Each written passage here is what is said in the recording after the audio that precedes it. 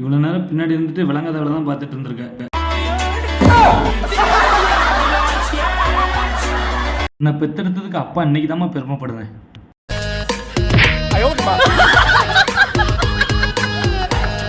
பண்ண சொன்னடா, என் மூஞ்சி மேல ஜம்ப் பண்ண சொல்லல. வச்சது ஒரு இடமா இருக்கு, அடி விழுறது வேற இடமா இருக்கு. ஒரு மணி நேரமா வந்துட்டு இத்தனை அந்தர்பல்ட்டி நீ அடிச்சதுக்கான காரணம் என் ரெண்டு பொருள் ஆட்டை போடுறதுக்கு தான்.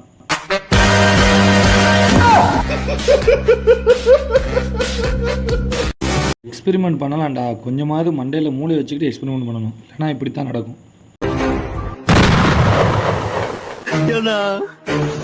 திருடுறதுக்கு வேற இடமே கிடைக்கல, எங்கதான் வந்து சிக்கி சின்ன பண்ண வாங்கணுமா?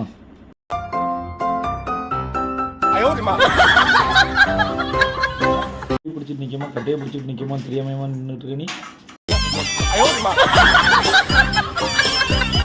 ரேங்க் பண்ணது குத்தமாடா? நமக்கு மட்டும் தேவையில்லாம வலிக்குது.